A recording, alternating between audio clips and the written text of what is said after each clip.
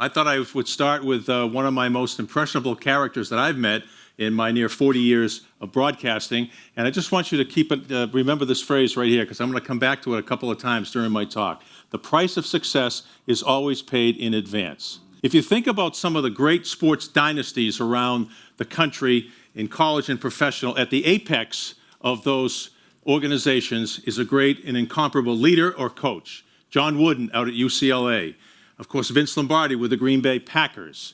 You had Gino Auriemma with UConn women's basketball. And of course, I think the best of them all is this guy right here, Bill Belichick.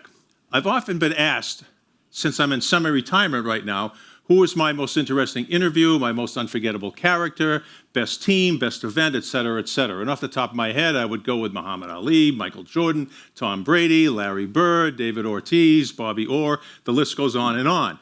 Since I'm a Boston sportscaster, I could talk about 6 different Super Bowl wins for the Patriots, 4 World Series for the Red Sox, Stanley Cup for the Bruins, a NBA championship for the Celtics, some great historic Boston marathons, and of course some world championship title fights that involved the great Marvin Hagler. And that's all great cocktail stuff that you have chatter with people. But I really, I had a front row seat to all these great events. And I'm a lucky guy who grew up in the greater Boston area and didn't need to Google anything about the history of sports here in Boston. And I had a front row seat for all of it. But I wanted to always dig deeper I wanted to wipe off the gloss and everything and just see what really separates Bill Belichick from all the other competitors he has, all the other peers in his sport and other sports as well. I mean, everyone has the same tools. They have players, they have the draft, they have analytics, they have uniforms, they have equipment, they have players. Why has this guy been able to be so successful, outsmart, outcoach, and outprepare all of his peers? I had an opportunity to sit down with him for probably a dozen years or so every week, and we would do a show called Patriots All Access. And we would sit there, and before the camera started rolling, we would talk about everything except football. He'd come in and he'd be like this. I'd say, "What's the matter?" He goes, "Where's your daughter going on spring break?" I says, "I don't know, probably Fort Lauderdale." He goes, "My daughter's going to Costa Rica." "Who goes to Costa Rica? You know how hard it is to get to Costa Rica?" I said, "I can imagine it's hard to get to Costa Rica." Then the next week I come in and my knuckles are all scraped and they're sort of bleeding, they get scabs on them. He says, "What happened to your knuckles?" I said, I was moving my daughter into a 5th floor of an apartment in South Boston. He said, "Did your parents ever help you move in any place?" I said, "No." He said, "Neither did mine." He said, "I graduated from Annapolis High School. I went to a postgraduate year at Phillips Andover. My dad got me a one-way train ticket from Annapolis to Hartford, and I had to find my way from Hartford up to Phillips Andover. I think I hitchhiked the rest of the way with a little bag over my shoulder." Then I asked him one day, he always has this hoodie on. He always has the sleeves cut off. I said, "Why do you cut the sleeves off your hoodie?" He says, "Well, when do you wear your hoodie?" I said, "Yeah, sitting around watching TV or out in the yard raking leaves." He says, "Does it feel cumbersome there with the cuffs that are on it?" I said, "Yeah." So he says, "Get a pair of scissors, cut it, and report it to me next week." I come back next week, I said, "Really good, Coach. Loved it. Awesome."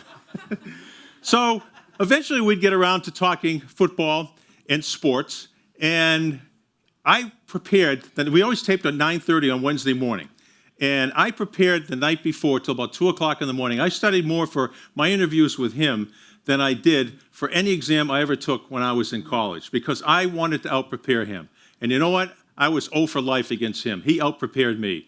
He would come in with a tape that he personally selected. He didn't have an intern do it. He did it himself, of the 3 key plays from the previous week's game, and he would come in with a tape from 3 plays of the opponent that they're going to play this following week. And he would show me why things worked.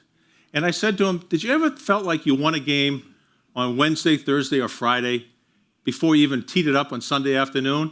And he said, "Yep." He said, "Price of success, always paid in advance." He just knew that they had out-prepared their opponent and had a great practice week, and before they teed it up on Sunday, he knew that they were going to have a great, great game. I often said to him, I have to ask him some tough questions about some issues that came up, like Deflategate, Spygate. He said, "I can't say much about it, but I will tell you this." And he was always very revealing. He tried to give the answers as best he could, but a lot of times he would only tell me and tell the audience what he needed. He was more relaxed sitting in a one-on-one situation than he was out in a press conference. You've seen him at the press conference. He's very gruff. He can sometimes be very short and very curt with people. And, I kind of wondered, and so I asked him about this one day, and he said, I grew up in Annapolis, Maryland. My dad was a football coach at the United States Naval Academy. You hang around the Naval Academy, you don't give any information, you don't let any information about strategy, injuries, weaknesses, Achilles heels to your opponent. That's in war. But he treats football in the same manner. Obviously, it's on a much different level, but that's why the guy is so brief. When you could see someone go down with a compound fracture of the leg, and you say, how is Joe Jones doing? I really don't know. I don't have a medical report on him. I don't know if he's going to play next week or not. Well, obviously he's not going to play, but he just doesn't want to give any information because he thinks it might show weakness in his team. This saying, the price of success always is paid in advance, is never more true than when the Patriots reach the Super Bowl. Now, the Super Bowl always comes 2 weeks after the conference championship game. Put it in the bank. That's another saying that he says all the time when he's out on the field. Put it in the bank, put it in the bank. So before he gets to the Super Bowl, there's all kinds of weather conditions he could be facing. If he thinks he's going to be playing a team in the playoffs where it's going to be raining, they practice with a wet football because you're going to have to throw a wet football, you're going to have to catch a wet football, you're going to have to snap a wet football, and you have to kick a wet football. If it's going to be noisy in a place like Kansas City, he has the production people turn up the loudspeakers at Gillette Stadium. They practice in there. It's so loud you can't even hear the person next to you to assimilate the conditions. If he thinks they're going to be playing in a warm weather city like Miami, they'll take him in the bubble and they'll turn the heat up to 90 degrees to get him used to the acclimation. The other thing that he did, which really surprised me, is he works the rookies much longer than he works the veterans. And I said, well, why do you do that? They're in better shape. They're probably 22, 23 years old. He says, no. He said, they only play 12 or 13 games a year in college. Here in the NFL, if you go to the Super Bowl, you're going to be playing 20 or more games. They need to be in better physical condition. They can't be the guys when they hit the wall around Thanksgiving. They have no energy and no strength left for the rest of the season. That totally surprised me and blew me away. Again, price for success, always paid in advance. Work out those rookies, put it in the bank. So we get to Super Bowl week, 2 weeks before the Super Bowl, and he has the team out in the field practicing. Now, a normal halftime in a regular National Football League game is 12 minutes. That's barely enough time to use the restroom, check with the medical condition, talk to your doctor, or the medical staff, talk to your position coach, rehydrate, and then get back out in the field for the kickoff. There's really not a lot of time. It goes by really, really fast. But in the Super Bowl, with all the halftime entertainment and all the halftime acts, the halftime can last 40 minutes or more. So Bill will do unannounced, unscripted, in the middle of practice, those 2 weeks before the Super Bowl, he'll blow the horn, blow the whistle, and send all the players into the locker room. And they don't know what the heck is going on, especially the first-year guys, because it's a complete surprise. They have to sit in the locker room for 40 minutes. And then when the 40 or 42 minutes are up, he blows the whistle and blows the horn, back out on the field, go full speed in practice right now, just like it's going to be in the Super Bowl. And many guys stiffen up after 40 minutes. You know how it is. If you go for a run or someplace and you sit still for 40 minutes, you get up and it takes you a little while to loosen up. Well, that's what he does because he wants it to assimilate every single possible condition that could arise coming in the Super Bowl. Again, the price for success paid in advance. Out back of the Patriots practice field, there's a steep hill. It's 60 yards long. It's called all kinds of names. Mount Belichick, blank Belichick. It could be called the Buster. It could be called Take Your Medicine. But in July and August, he always has the players run that hill to get in condition, to be in better physical condition than their opponent.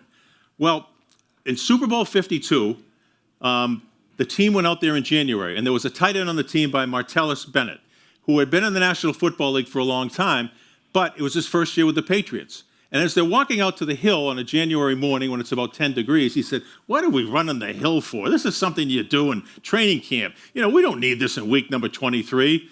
And all the guys laughed at him and said, put it in the bank. The price for success is paid in advance. So they run the hill, they run the hill, they run the hill. They get to Houston. They're playing the Atlanta Falcons. And you know the story. The Falcons went up 28-3. Well, halftime came, and the Patriots are in there for 40 minutes. They come out for the second half, and they just blew away the Atlanta Falcons. You could just see it in the eyes of the Falcons. They were listening. They were tired. And when you get tired, your arms drop. And when your arms drop, your legs go. And the Patriots were just running over, through, and around them. All of a sudden, 28-12, 28-20, 28-26, 28-28. And you could just feel it. In that game, the Patriots ran 99 plays. That's unheard of. That would have most people down just begging for a bowl of water just to lap it up. All right? But these guys were in peak physical condition because they had paid the price for success in advance, and they had put it in the bank. They were making withdrawals on it. And so the Patriots came, they won that game in overtime against the Atlanta Falcons, and it shocked the football world, but it didn't shock anybody in the Patriots organization because they believed they could get it done. They paid the price in advance for success. And that's one of the great lessons I learned from Bill Belichick that separated him from all of his peers and why I consider him to be the greatest coach of all time. So I'm looking forward to hearing some of the great speeches of all time in the next couple of moments here. I'm going to stick around. Thank you so much for having me, and I hope you learned a little bit about Bill Belichick. He does like to smile.